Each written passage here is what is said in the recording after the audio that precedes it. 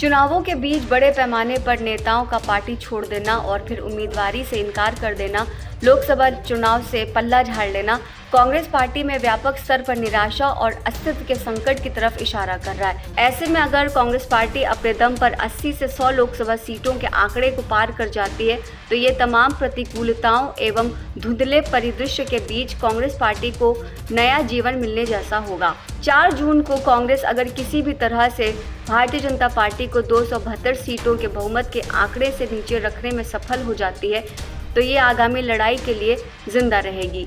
कांग्रेस के खत्म होने का दावा करने वालों के लिए यह खबर होगी कि कांग्रेस अभी भी जिंदा है और पैर मार रही है। कांग्रेस के संकटग्रस्त लेकिन दृढ़ निश्चयी नेता राहुल गांधी के लिए दांव बेहद ऊंचे हैं। 2 बार भारत जोड़ो यात्राओं और अपनी संसदीय सीट बरकरार रखने के लिए वायनाड से चुनाव लड़ने के बाद राहुल ने रायबरेली सीट से भी नामांकन दाखिल करके अपने दोस्त और दुश्मन सबको हैरान कर दिया। वो सभी राजनीतिक दलों से 2 लोकसभा सीटों पर चुनाव लड़ने वाले एकमात्र महत्वपूर्ण नेता बन गए हैं। राहुल की तरफ से अमेठी सीट से चुनाव नहीं लड़ने के बारे में काफी कुछ लिखा गया, जहां से वो 2019 में चुनाव बुरी तरह से हार गए थे और उनको पटखनी दी थी स्मृति ईरानी ने। ध्यान रखना चाहिए कि राहुल भारतीय जनता पार्टी प्रत्याशी और केंद्रीय मंत्री स्मृति ईरानी के खिलाफ चुनाव लड़कर अमेठी चुनाव के राहुल बनाम ईरानी नहीं बनने देना चाहते थे। चेतन और अवचेतन स्तर पर अभी भी राहुल और कांग्रेस 2024 को राहुल बनाम नरेंद्र मोदी के रूप में देखते हैं। अगर करीब से देखा जाए तो राहुल पर उत्तर प्रदेश से चुनाव लड़ने के लिए समाजवादी पार्टी का भारी दबाव था। यूपी में 34 लोकसभा सीटें ऐसी हैं जहां विपक्षी इंडिया गठबंधन के 40% से ज्यादा वोट हैं। इन सीटों पर कब्जा किया जा सकता है। क्या समाजवादी पार्टी कांग्रेस गठबंधन से 34 सीटें भाजपा के खाते में जाने से रोक सकेगी? ये तो 4 जून को रिजल्ट आने के बाद ही पता चल पाएगा।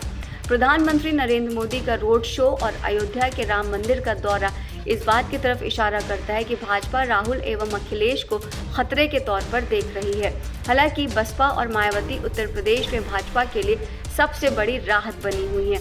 ऐसे में सोचा जाए कि अगर बसपा का वोट शेयर तेजी से इंडिया गठबंधन की ओर चला जाता है तो भाजपा के लिए उत्तर प्रदेश में भारी संकट की स्थिति पैदा हो जाएगी और वहां पर अपने लिए साख बचाना मुश्किल होगा। राधिका खेड़ा, अरविंदर सिंह लवली, गौरव वल्लभ, रोहन गुप्ता, सुरेश पचौरी, अक्षय कांति बम, वीरेंद्र सिंह और संजय निरुपम भले ही राजनीतिक दृष्टि से मजबूत नेता ना दिखें, लेकिन इनमें एक समानता जरूर है।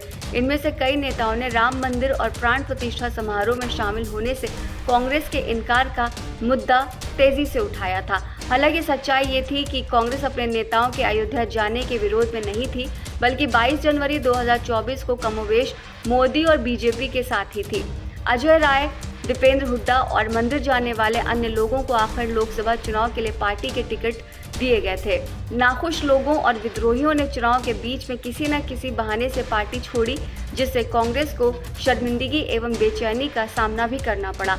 सूरत में भारतीय जनता पार्टी निर्विरोध चुनाव जीत गई, जबकि इंदौर, पुरी, अहमदाबाद पूर्व में भाजपा से मुकाबला करने के लिए कांग्रेस के पास योग्य उम्मीदवार ही नहीं है।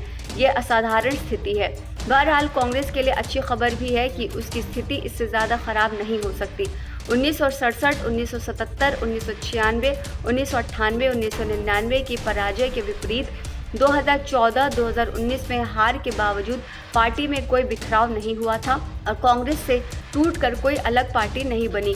फिर भी समय समय पर नेताओं द्वारा पार्टी छोड़ने से कांग्रेस को भारी नुकसान का सामना करना पड़ता रहा है। 1969 से 1978 की इंदिरा गांधी के विपरीत मौजूदा कांग्रेस नेतृत्व को अपने राजनीतिक विरोधियों से मुकाबला करने के लिए फिर से संगठित होने या मजबूत संगठन बनाने का समय नहीं मिल रहा। पार्टी के अंदर असंतोष खत्म होता दिख नहीं रहा है और वंशवाद का आरोप सोनिया गांधी, राहुल एवं प्रियंका को कमजोर कर रहे हैं, जो खुद ही सत्ता की डोर संभाले हुए हैं।